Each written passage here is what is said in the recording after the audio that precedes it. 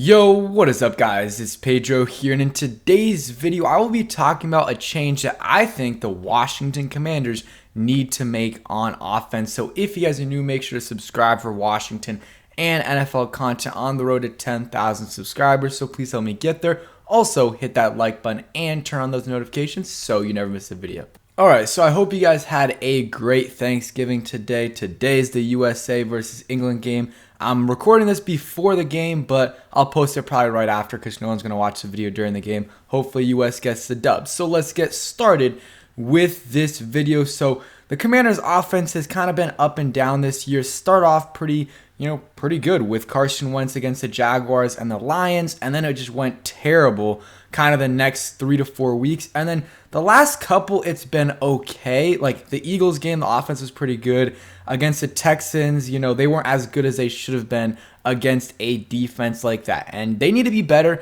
And one thing I think they need to change is what they do in the red zone and how they use Terry McLaurin. They barely target Terry McLaurin in the red zone, and it's embarrassing. Terry McLaurin is a top 10 receiver in the NFL, in my opinion, and he should not be getting barely any red zone targets a game. I feel like every time you're in the red zone, unless you're inside the 5 on the first play, and then you might as well run it a couple times, but almost every single red zone drive, you should be giving Terry McLaurin a target. And in fact, that's not even close to what they're doing. They're not targeting him at all in the red zone. He has 2 touchdowns this year, and they're both 40-plus yard touchdowns. And it's not like it would be one thing if he was just only a deep threat. He is not. He is great after the catch.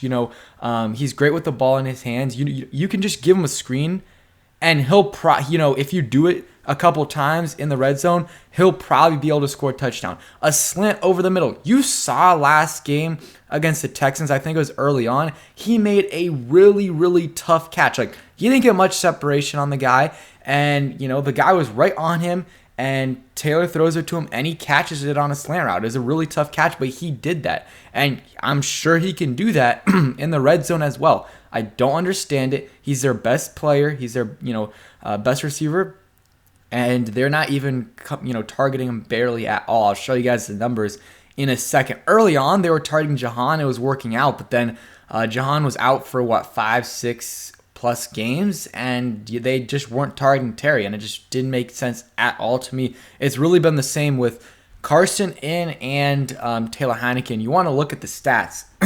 He has been targeted 6 times in the red zone this year. 6 times. That's not good, guys. That is not good at all. Like, that's embarrassing to have your best receiver in 11 games targeted 6 times in the red zone. Like, let's move up a little bit and just see the guys that are kind of have the same amount of targets as him. Marvin Jones has 6 targets. Demarcus Robinson with the Ravens has the same amount of targets. T. Higgins, that's understandable. Julio Jones, 6 targets, and he's played less games. Even Dax Milne has 3 targets. You keep on looking, like, the amount of receivers that have, like, all these receivers right here have the same or more targets as Terry McLaurin in the red zone. Robert Woods, Trent Sherfield, Noah Brown, Russell Gage, Equanimeous St. Brown from the Chicago Bears, Zay Jones, Brandon, look at all these receivers that have more targets than him. It's absolutely ridiculous that he has 6 targets on the year in the red zone. And you see a lot of the big name receivers, the amount of targets they have in the red zone: Devontae Adams, 16, Mike Evans, 10, DK Metcalf, 15, Allen Robinson, 14, Brandon Ayuk, 9, Curtis Samuel, 8, A.J. Brown, 12, Mike Williams, 10, Justin Jefferson, 20, Jamar Chase, 14. He's missed 3 games. Even Drake London has 11. The big names are getting targeted a lot in the red zone. And, you don't need to do it, 4 times a game because, obviously it's hard to do that. You might not even be in the red zone more than 2 or 3 times in the game. But try to give at least 1 red zone target a game to Terry McLaurin, especially once you get closer to the end zone.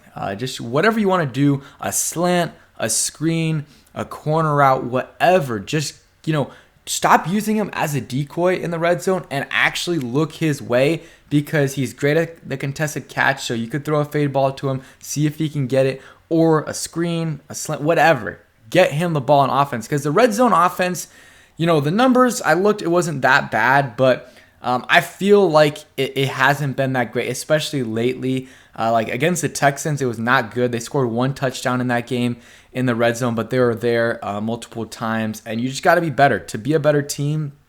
If they want to, make the playoffs this year and even possibly win a playoff game, they're gonna have to be better in the red zone.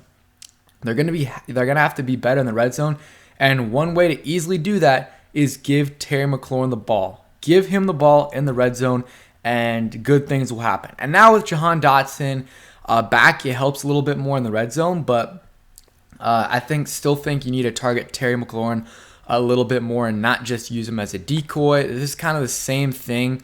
He ranked 52nd in red zone targets in 2021 with 9, so this is kind of a common theme with Terry, and I don't really think it's his fault that he's not getting targeted. I really think that's Scott's fault, because if you are that guy at receiver, which Terry is, your offensive coordinator schemes things up for you, plays up for you. Cooper Kupp is an amazing receiver, but the amount of times you see him wide open and you just watch the replay and he just was jogging, he just ran into space. And Sean McVay, a lot of times Cooper Kupp beats his man on his own, but a lot of times it's also just schemed up. And Terry doesn't really get those. Terry is the one, there's barely times where I see, Terry McLaurin's wide open because of Scott Turner. Almost every time it's Terry's open because of Terry, or Terry Moss is a guy or makes a great contested catch. It's really never scheme based, in my opinion, that Terry's open very, very rarely. And then just to see him rank so, low on these lists of red zone targets is really, really disappointing, because it makes him look worse when he has, right now he has 2 touchdowns on the year. That's not good. And both of those touchdowns, like I had in my tweet, and go ahead and follow my Twitter, were 40-plus yard touchdowns, and they weren't in the red zone at all. So you have to target Terry McLaurin in the red zone. He's having a great year, has 792 yards, 2 touchdowns, averaging about 16 yards per catch, which is tied for his most since it's a rookie year. And yeah, you give him the ball in the red zone and at least try it. At least try it and see how your offense, if your offense improves in the red zone, because it's not looking good. It's not looking good, and your best player on offense deserves to get targeted in the red zone. Unless, of course, like I said earlier, you get the ball at the 1 or the 2. Yeah, I want you to run it. Run it 3 times in a row, and Brian Robinson, if he'll get it in 3 attempts.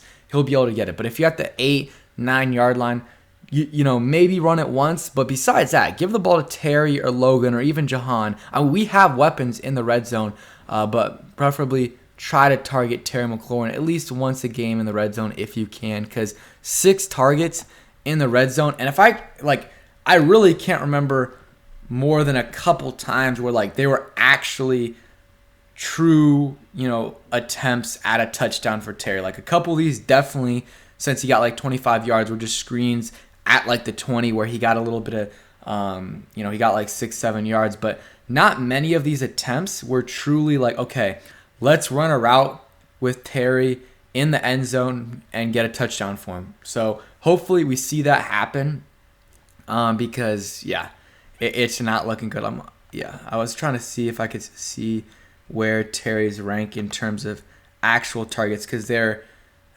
ranking system's a little bit worse. So he's 97th right now, 97th, or tied with a lot of guys. I don't know. I guess it's hard to see where they truly rank. I would have to go up and count it. I'll probably do a tweet with that.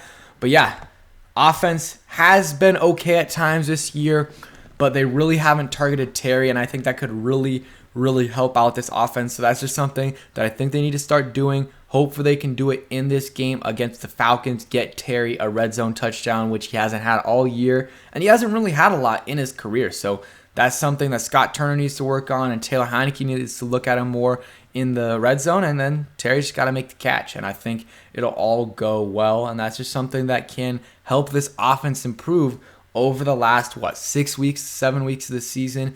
and maybe could take them from, below average offense to an average offense, and an average offense with the defense we have, that's a playoff team. So that's it for today's video. I hope you guys did enjoy. If you did, hit that like button, subscribe if you guys are new, and turn on those notifications so you never miss a video. Peace.